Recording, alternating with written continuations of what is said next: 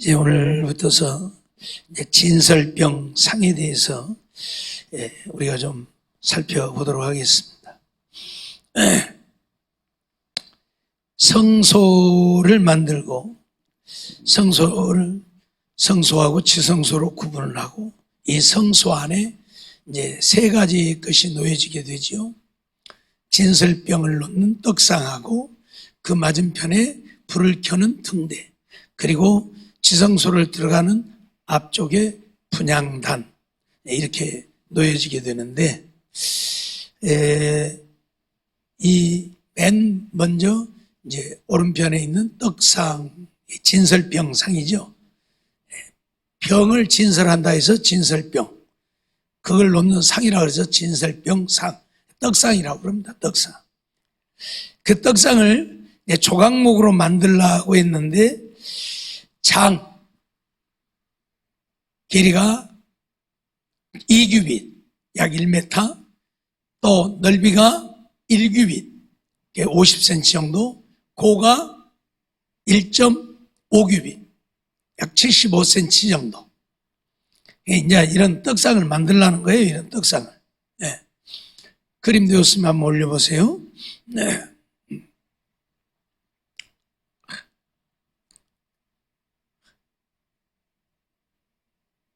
그림 아직 안 됐어요?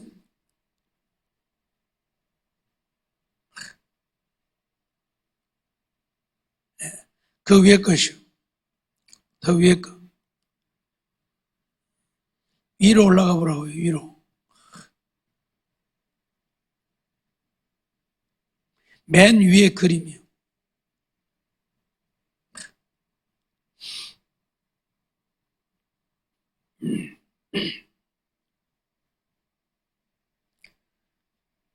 방금 그림 맨 위에 거 성막에 구도 있는 거예요.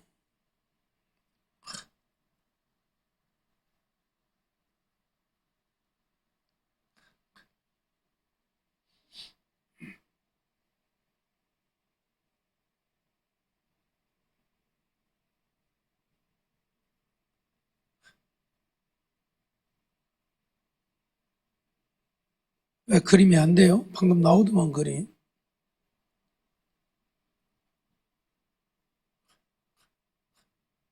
네. 이제 여기가 성막 뜰이고, 뜰에는 번제단이 있고 물두멍이 있었죠. 이제 이게 성소인데, 여기가 성소회가 지성소고, 여기 성소의 오른쪽에 이제 진설병상이 놓이고, 맞은편에 금촛대가 놓이고, 앞쪽에가 금향단이 이제 이렇게 놓여지게 되겠죠. 자, 올려보세요. 이 진설병상을 이렇게 만들라는 거예요. 이 높이가 75cm 정도, 이 넓이가 1m, 이 넓이가 50cm 정도 되는 이렇게 떡상을 만들라는 것인데, 그 떡상에 대한 지금 이야기가 여기에 이제 기록되어져 있어요. 거기 보면 정금으로 싸고 주위에 금태를 두르고라고 했죠. 떡상을 이렇게 만드는데 전부 정금으로 싸라는 겁니다. 금으로 도금을 하라는 얘기가 아니고 금으로 아예 싸라는 이야기입니다. 금으로 전부 싸라는, 둘러서 이렇게 싸라는 얘기예요. 그것도 이제 정금으로 싸라는 이야기예요. 그리고 금태를 두르라. 여기다 띠를 두르라는 이야기예요. 띠를 이렇게. 그리고 이제 턱을 만들려고 했는데 이게 바로 턱이죠. 이 손바닥 넓이만한 턱, 약 한 8cm 정도 되는 턱을 돌아가면서 이렇게 만들라는 얘기입니다. 이렇게. 그리고 여기도 이제 띠를 만들려고 해서 이렇게 무늬를 놓은 띠로 정금 띠를 두르게 하라고 하는 이야기를 지금 거기에 하고 있죠. 그리고 이제 거기에다가 이 금고리 넷을 만들라. 여기는 지금 밑에가 되어 있는데 사실 여기에 되어 있어야 맞습니다. 이 고리가 여기에 되어 있어야 맞아요. 여기 너무 밑에가 되어 있고 지금 잘못 만들어요. 여기에 고리가 있어야 맞아요. 네 귀탱이 여기다가 이런 고리를 만들고 거기다가 이 채를 만들어서 끼워가지고 이걸 이제 메고 다니게 하는 거지요. 하나님께서 거룩하다고 구별해버린 것은 우리 인간이 함부로 손을 댈 수가 없어요. 손을 대면 안 되기 때문에 채를 끼워 놓고 그것만, 채만 갖고 옮기도록 하기 위해서 저렇게 만들어진 거예요. 그림 다시 보면, 채를 여기다 끼면 이게 불안정하겠지요. 위에가 더 많은 것들이 있기 때문에 떡이 없어도 많은 것들이 위에, 아래는 다리뿐이고 이만큼 채를 끼워야만 안정되게 메고 옮길 수 있기 때문에 원래는 여기에 고리를 만들어서 이렇게 채를 끼워가지고, 근데 조각목으로 만들지만 고리는 금으로 만들려고 했고 이 조각목이나 이 상도 전부 정금으로 쌓아라, 그렇게 지금 말씀을 하고 있는 것이죠. 그리고 거기에 이제 필요한 것들이 이제 아래 나오는데 29절 보면 대접과 숟가락과 병과 붓는 잔을 만들되라고 얘기를 하고 있어요. 자, 아래 그림 한번 올려보세요. 대접, 여기 지금 대접이 있는데 여기 대접, 그 다음에 잔, 그 다음에 병, 그 다음에 숟가락이라고 되어 있는데 이 번역이 지금 잘못되어서 숟가락으로 되어 있는데 숟가락이 아니고 손바닥 모양의 종기를 말합니다. 종기, 손바닥 모양의 종기. 이게 무엇 하는데 이건 쓰느냐면 향을 거기에다 두기 위해서입니다. 이게 이제 지금 이 성경 내용으로만 보면 이것들이 어디에 놓여졌는지는 알 길이 없어요. 그러나 통상적으로 떡을 6개씩 두 줄을 놓으면 가운데가 좀 자리가 남으니까 가운데다가 잔과 병은 놓고 이 종기는 향을 담아두는 것이니까 아마 떡 위에다 이렇게 올려놓지 않았겠는가라고 보는 견해도 있고 아니면 여 밑에다 내려놨을 것이라는 견해도 있어요. 근데 여기 오늘 우리 성경에 보면 그냥 대접, 숟가락, 병, 붓는 잔 그렇게 되어 있지만 원문에 보면 이게 전부 복수로 되어 있습니다. 복수로. 그러니까 2개 이상이라는 이야기예요. 2개 이상. 이 쟁반에 대해서도 지금 문제가 많이 있는데 지금 그림에는 떡을 이제 빵을 올려놓고 여기 사진을 찍은 건데 이게 아니지요. 이게 아니에요. 그 진설병이 나오는데 진설병의 크기가 얼만큼 크냐면 하나의 크기가 4.4리터입니다. 떡 하나의 크기가 4.4리터. 그러니까 2리터짜리 물병 2개가 더 되는 2리터짜리 물병, 우리 물병, 큰 거 있잖아요. 그거 2개가 더 되는 빵이에요. 빵 하나가. 그걸 12개를 만들어서 한쪽에 6개, 한쪽에 6개를 놔야 돼요. 그것도 막 구워낸 빵을, 그 큰 빵을 갖다가 포개먹고 포개면 어떻게 되겠어요? 떡이 다 주저앉아가고 그야말로 떡 돼버리겠죠. 그래서 그렇게 만들어진 것이 아닐 것이라는 생각을 해요. 그림 하나 올려보세요. 그림을 올리라고요.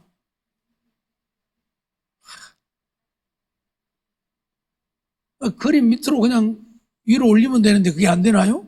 뭐 잘못됐나?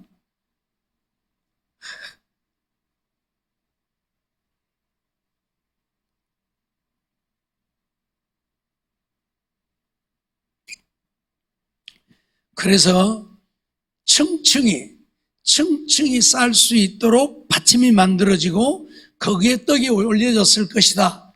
이런 얘기를 하는 거죠. 이게 떡이라고 하면 이런 형태로 떡이 만들어졌다고 한다면 이게 2리터짜리 물병 2개니까 굉장히 큰 거예요. 그렇다면 이걸 놓기 위해서 이렇게 받침이 만들어지지 않았겠는가? 정금 받침이에요, 받침도. 여기는 이제 떡을 굽는 대접이라고 이제 이렇게 해놨는데 떡을 어디다 구웠든지 간에 이 받침 하나에 떡 하나를 넣고 또 그 위에다 받침 하나에 떡을 넣고 또 받침 하나에 이렇게 층층이 쌓지 않았겠는가? 이렇게 보는 것이에요. 그게 맞을 것 같아요. 아까 처음에 봤던 그림처럼 그냥 빵, 그냥 이렇게 작은 빵이야 뭐 그렇게 6개 올려도 아무 문제 없죠. 근데 2리터짜리 물병 2개의 크기의 빵이라면 이거 굉장히 큰 빵이에요. 그걸 6개를 그냥 다 포개면 진짜 밑에 빵은 죽대야불지 뭐, 떡대야불지요. 그러니까 절대 그럴 수 없을 것이다. 그래서 받침을 이렇게 전부 받침을 만들어가지고 거기다 하나씩 넣어가지고 층층이 이렇게 쌓았을 것이다. 이렇게 보는 거예요. 이제 이게 구약시대에 되어진 일들이고, 이제 예수님 오시면서 이런 일들이 다 폐하졌고, 그래서 기록이 없다 보니까 어떤 식으로 만들어졌고, 어떤 식으로 했는지에 대한 기록들이 없습니다. 이제 이 탈무드에도 이런 것들이 자세히 기록이 없고, 유대 랍비 문서에도 이런 것들이 없기 때문에 이제 어떻게 되어졌는지 우리가 추측할 뿐이에요. 아까 말씀드렸던 것처럼 그래서 잔 같은 경우도 그런 의미고요. 복수로 되어 있기 때문에 하나가 아니라 둘 이상이었을 것이다. 왜? 잔은 왜 필요해요? 병은 왜 필요하고? 병은 포도주를 담아 놓는 것이고 잔은 거기에다 포도주를 따라서 사용하기 위해 잔이 필요한 것이죠. 향은 왜 필요했을까? 이걸 일주일을 놔둡니다. 안식일 날이면 떡을 진설하고 그 다음 안식일에 떡을 물려내고 새 떡을 또 놓습니다. 일주일을 놔둬야 돼요. 그러면 어떻게 되겠어요? 변질되겠죠. 변질되겠죠. 이걸 제사장들이 먹는 것인데 떡을 물려내면 그걸 제사장들이 먹는데 일주일 동안 놔두어서 변질되어 버린다면 떡을 먹을 수 없죠. 그래서 아까 그 숟가락이라고 했는데 이 손바닥만한 이 손바닥 모양의 종기를 거기다 둔 이유가, 그리고 거기다 향을 둔 이유가 변질되지 않도록 향을 두지 않았는가, 그렇게 보는 거예요.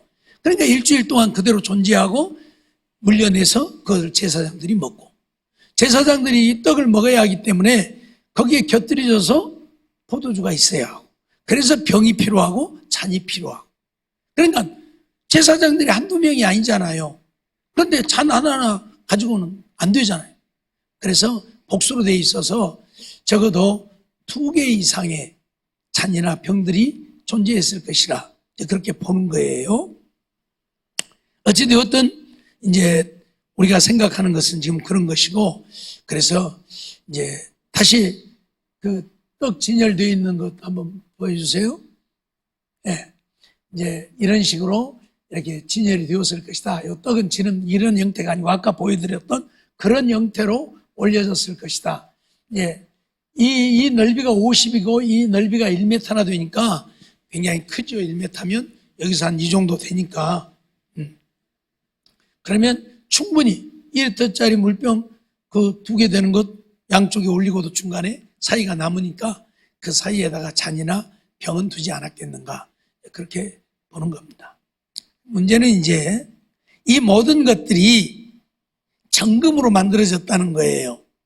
우리가 앞에서도 금으로 만들어지는 것들이 있었지요. 그런데 그것은 정금이 아니었어요. 금과 정금의 다른 이유는 뭐냐면 순도가 다르다는 얘기죠. 정금은 순수한 금. 요즘 우리말로 하면 99%의 금. 정금은 그걸 말하고 그냥 금은 95% 이하의 금. 그렇게 이해를 하면 될 거예요. 이 떡상은 정금으로 만들려고 했어요. 정금으로 싸라고 했어요. 그러니까 이 잔이나 병이나 이 종기도 전부 정금으로 만듭니다. 받침까지도 다 정금으로 만들려고 그랬어요. 그러면 왜 이 떡상을 정금으로 만들려고 했을까 하는 문제이죠. 사실 이 떡상은 뭘 말하는 거죠? 생명을 말하는 거잖아요. 나중에 말씀을 드리겠습니다마는 예수님이 내가 그 생명의 떡이라고 우리에게 말씀하셨고, 그래서 거기에 놓여진 떡은 예수님을 상징하는 거예요. 떡은 우리가 먹고 사는 거니까 우리를 살리기 위한 것인데, 오늘 우리는 내가 예수님을 통해서 생명을 얻고 내가 살게 되어진 것이 예수님의 은혜라고 하면 나는 누구를 위해 살아야 된다? 예수님을 위해 살아야 된다는 이야기.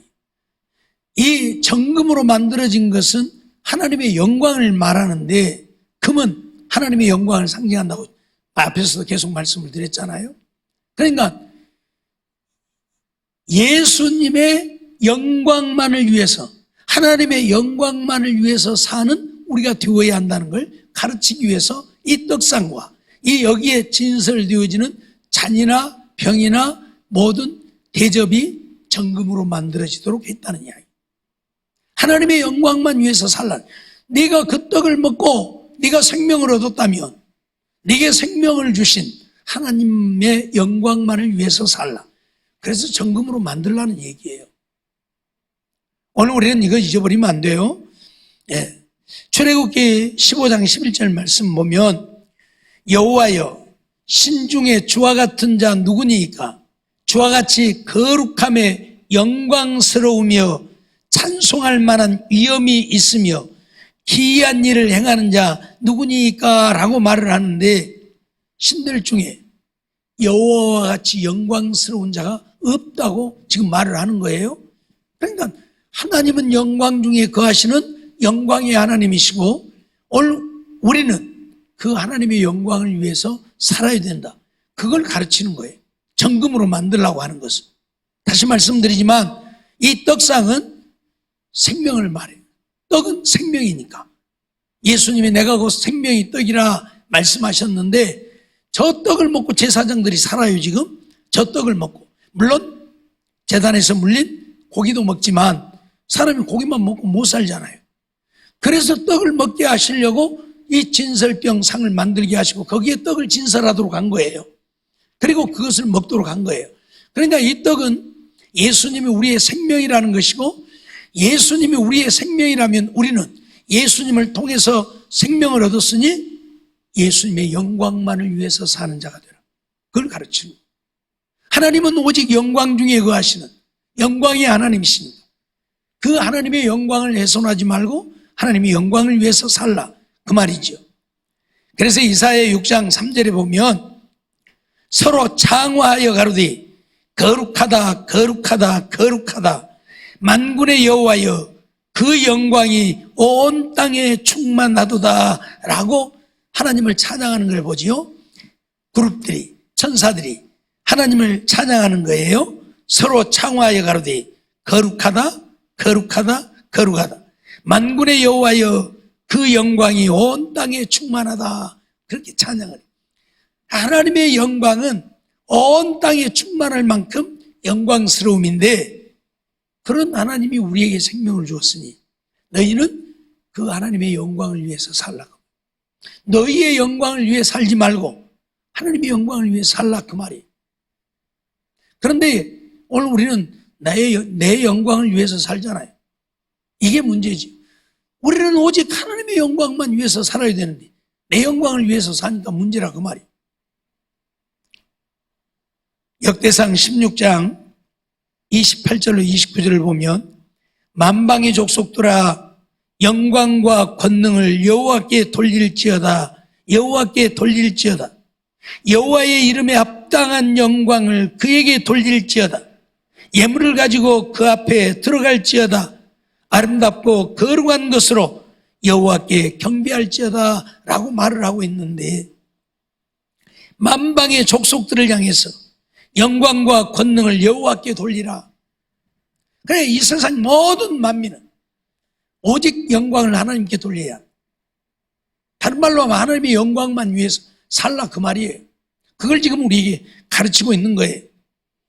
여호와의 이름에 합당한 영광을 그에게 돌리라, 그렇게 선언을 해요. 그러니까 하나님을 믿는 우리가 기억해야 될 것은, 늘 말씀드렸던 것처럼 우리는 정말 벌레와 같고 구더기와 같은 만물의 찢기 같은 존재들인데, 이런 우리를 사랑하셔서 이 땅에 오셔서 우리의 죄를 대신 지고 십자가에 죽으셔서 우리에게 영원한 생명을 주신 하나님이라면 우리는 오직 그 하나님의 영광만 위해서 살아야 한다. 그걸 지금 우리에게 가르치고 있는 거예요. 이 정금으로 만들라. 떡상을 정금으로 만들라. 정금으로 쌓아. 막 그 금물 칠해갖고 이렇게 입히라는 게 아니라 아예 금으로 싸라는 얘기. 그만큼 정금으로 만들라는 얘기인데 그건 오직 하나님의 영광만을 위해서 살라. 그런 말씀이죠. 시편 22편 23절에도 보면 여호와를 두려워하는 너희여 그를 찬송할지어다. 야곱의 모든 자손이여 그에게 영광을 돌릴지어다. 너희 이스라엘 모든 자손이여 그를 경외할지어다 라고 선언을 하죠. 여호와를 두려워하는 자, 야곱의 모든 자손, 이스라엘의 모든 자손. 야곱의 자손이나 이스라엘의 자손이나 같은 말인데 하나님을 믿는 자들을 가리키죠. 하나님을 믿는 자는 이유를 불문하고 하나님께 영광을 돌리라. 하나님께 영광을 돌리라. 잊지 말고 살아야 합니다. 근데 오늘 우리는 하나님께 영광을 돌리는 삶이 안 되니까 문제지. 그러죠? 지금 이 예배를 드리는 것도 하나님께 영광을 돌림이에요. 근데 예배를 안 드리는 것은 하나님의 영광을 가볍게 여기는 것이 되잖아요. 그렇죠? 그래서 예배는 할 수만 있으면 빠지지 않고 와서 드려야 되는 것이죠. 하나님께 영광을 돌리기 위해 예배를 드리는 것입니다. 그리고 예배를 드릴 때도 그래서 온 마음을 다해서 드려야 하고, 늘 말씀드리지만 예배 시간에 딴 것 하고 딴 생각하고 그러지 말고 오직 하나님께만 집중해서 말씀을 볼 때에도, 말씀을 들을 때에도, 찬송을 부를 때에도, 기도를 할 때에도 하나님께 우리의 마음을 드려 하나님을 찬양하고 기도하고 말씀을 듣고, 그게 바로 하나님께 영광을 돌림이에요. 이유를 불문하고 하나님을 믿는, 하나님을 두려워하는, 하나님을 경외하는 자들은 하나님께 영광을 돌려야 한다. 시편 96편 7절 8절 말씀도 보면 만방의 족속들아 영광과 권능을 여호와께 돌릴지어다. 여호와께 돌릴지어다. 여호와의 이름에 합당한 영광을 그에게 돌릴지어다. 예물을 가지고 그 궁정에 들어갈지어다. 그렇게 선언하고 있어요. 아까 역대상에 있는 말씀과 비슷한 말씀이지만 오직 영광과 권능을 여호와께 돌리라. 그 이름에 합당한 영광을 그에게 돌리라. 하나님은 영광 중에 거하시는, 그의 영광이 온 천하에 충만한 하나님이시기에 그런 하나님께 합당한 영광을 우리는 돌려야 한다. 그 말은 우리의 마음을 다하고 힘을 다하고 목숨을 다해서 하나님께 영광을 돌리는 우리의 삶이 되어야 한다. 그걸 가르치는 거죠. 그걸 가르치는 거예요. 하나님은 우리에게 이런 것들을 요구하시는데 이제 우리가 그렇게 살지 못하니까 문제가 되어지기는 하지만, 어떻든 하나님은 하나님께 돌려야 할 영광을 우리가 취하는 일이 있어서도 안 되고, 하나님은 당신이 받으셔야 할 영광을 어떤 우상에게도 주지 않습니다. 근데 인간들은 하나님의 영광을 금수와 벼르지 형상으로 바꾸어서 우상에게 가서 경배를 하고 우상의 영광을 돌리고, 그래서 하나님이 진노하시죠. 이사야 42장 8절 말씀 보면 나는 여호와니 이는 내 이름이라.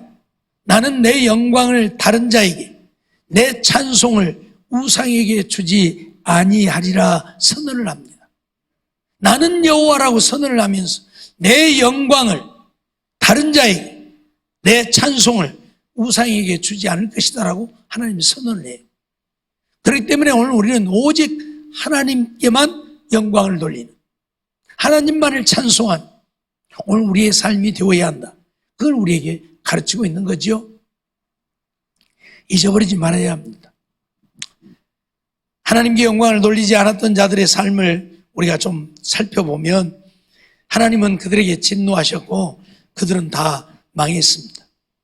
다니엘서 5장 22절로 24절 말씀을 보면 우리가 잘 아는 대로 벨사살 왕에 대한 이야기예요.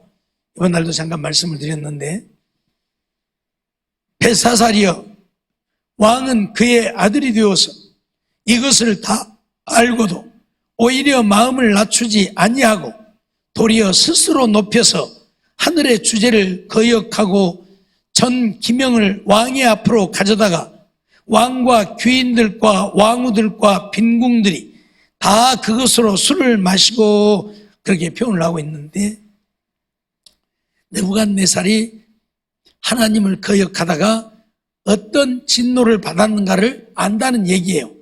그의 아들 벨사살이 안다는 얘기예요. 그래서 왕은 그의 아들이 되어서, 느부갓네살의 아들이 되어서 이것을 다 알고도 당신의 아버지 느부갓네살이 하나님께 어떤 진노를 받았는가를 알면서도 마음을 낮추지 아니하고 스스로 높여서 하늘의 주제를 거역했다. 지금 그렇게 얘기를 하는 거예요. 그러면서 그 전 기명을 하나님의 전에서 가져간, 하나님을 섬길 때 사용했던 이런 것들을 말해요. 전부 그 기명을 가져다가 거기에다가 술을 따라 마시는 그런 악을 행했다, 그 말이죠. 귀인들과 왕후들과 빈궁들이 다 그것으로 술을 마시고, 왕이 또 보지도 듣지도 알지도 못하는 금, 은, 동, 철과 목석으로 만든 신상들을 찬양하고, 하나님을 찬양해야 되는데 하나님은 찬양 안 하고 금, 은, 동, 목석으로 만든 그런 우상을 찬양했다. 그 우상에게 영광을 돌렸다는 이야기죠. 도리어 왕의 호흡을 주장하시고 왕의 모든 길을 작정하시는 하나님께는 영광을 돌리지 아니한지라, 그렇게 말합니다. 이건 누가 한 이야기예요? 다니엘이 한 이야기입니다. 다니엘이 벨사살 왕에게 한 이야기예요. 그러면서 이러므로 그의 앞에서 이 손가락이 나와서 이 글을 기록하였나이다. 성전에서 가져온 잔을 가져다가 거기다 술 따라 마시고 있는데 갑자기 손가락이 나타나서 벽에다 글을 쓴 거예요. 손가락만 나타나가지고. 그러니까 왕이 질겁을 하죠. 네. 근데 그 글을 누가 아무도 몰라. 아무도 몰라. 그래서 다니엘을 불러왔는데 다니엘이 그걸 해석을 한 거예요. 데겔, 메네 데겔 우바르시이다. 그렇게 해석을 읽고 해석을 하는데, 이것은 왕이 저울에 달려서 부족함이 배었다. 그 말은 하나님이 당신을 이렇게 달아보았는데 하나님의 저울에 부족한 것이 보였다, 그 얘기죠. 그래서 다니엘서 5장 30절에 보면 그날 밤에 갈대 왕 벨사살이 죽임을 당하였고 라고 말합니다. 그날 밤에 벨사살이 죽임을 당했다. 하나님이 하나님의 전에 하나님을 섬기는 데 사용했던 그릇을 가져다가 거기다 술을 따라 먹었던 그들에게 하나님이 진노하셔서 벨사살을 죽이십니다. 그래서 바벨론이 망합니다. 다리오 왕에게 넘어가고 말아요. 메대와 파사에게 망해서 메대 사람 다리오에게 그 나라가 넘어가 버리죠. 나라가 망해버려요. 벨사살이 죽고. 하나님께 돌려야 할 영광을 하나님께 돌리지 않고 자기들이 주자. 자기가 신이라는 얘기예요. 그게 하나님을 섬겼던 기명을 가져다 내가 신이니까 여기다 술 따라 마셔도 된다, 그 말이잖아요. 그래서 거기다 술 따라, 자기 아버지 느부갓네살도 그 일은 안 했어요. 근데 벨사살은 그 일을 행하다가 그날 밤에 죽임을 당한 거예요. 이거 우리 잊어버리지 말아야 한다, 그 말이. 신약에 보면 사도행전 12장에도 또 그런 사람 한 사람이 나오죠. 사도행전 12장 23절 보면 헤롯이 영광을 하나님께로 돌리지 아니하는 거로 주의 사자가 곧 친히 충이 먹어 죽으니라. 헤롯 왕이 하나님께 돌려야 할 영광을 안 돌리고 자기가 영광을 취했어요. 그래서 주의 사자가 헤롯을 쳐서 충이 먹어서 죽었다. 그렇게 기록을 하고 있어요. 오직 우리는 하나님의 영광을 위해서 살아야 되는데 우리가 하나님의 영광을 위해 살지 아니하고 나를 위해 살면, 나의 영광을 위해 살면 하나님은 당신의 영광을 다른 사람에게 주지 않는다고 했잖아요. 그러니까 반드시 그걸 찾으시는 거예요. 그래서 하나님께 돌려야 할 영광을 취하는 그들을 하나님 내버려 두지 않고 이렇게 진노하심을 우리에게 가르치는 거예요. 그러니 오늘 우리는 하나님의 영광만 위해서 살아야 돼. 하나님의 영광만 위해서 살아야 된다, 그 말이에요. 네? 내가 사냐 죽냐, 내가 잘 되냐 못 되냐, 내가 성공하냐 실패하느냐, 이런 것들이 중요한 게 아니에요. 어떤 형편 어떤 상황이 있든지 나는 이미 예수님으로 말미암아 생명을 얻었어요. 영원한 생명을 얻었어요. 예수님이 생명의 떡이요. 그래서 예수님을 믿음으로 영원한 생명을 얻어 하나님 나라 가게 되어졌어요. 그러니 이제 오늘 우리는 나를 위해 사는 인생이 되지 말고 하나님의 영광을 위해 사는 우리가 되어야 한다. 그걸 우리에게 가르쳐. 그래서 떡상을 정금으로 만들라고. 떡상. 저거 뭐 떡상 떡 올려놓는 거니까 대충 만들어도 되잖아요. 근데 왜 정금으로 만들라고 그래요? 예? 정금은 하나님의 영광을 나타내는 것이고, 오직 그 위에 있는 떡을 먹는 자는 하나님의 영광을 위해서 살아야 된다는 걸 우리에게 가르치고자 합니다. 오늘 우리는 정말 이거 잊어버리면 안 돼요. 어떤 경우에도 나의 영광을 위해서 살면 안 돼. 하나님의 이름을 빌려서, 하나님의 이름을 이용해서 나의 영광을 위해 살면 하나님의 진노가 임할 뿐이에요. 내가 하나님의 영광을 위해 살아야 돼. 하나님이 나를 위해 내가 원하는 걸 이루어 주시기를 원하지 말고 내가 하나님의 영광을 위해 살고자 우리가 되어야 한다. 이걸 가르치며 잊지 말고 이 땅에 사는 날 동안 하나님께만 영광을 돌리며 사는 우리가 되어지기를 원합니다. 그래서 벨사살이나 헤롯 왕과 같이 하나님의 진노를 받는 일이 없고 하나님이 기뻐하시고 영광을 받으시는 대로 오늘 우리에게 내리시는 은혜, 오늘 우리에게 주시는 은혜가 충만해서 날마다 하나님의 은혜 안에 승리하며 형통한 삶을 이루어가는 우리 모두의 삶이 되어지기를 주의 이름으로 축원합니다.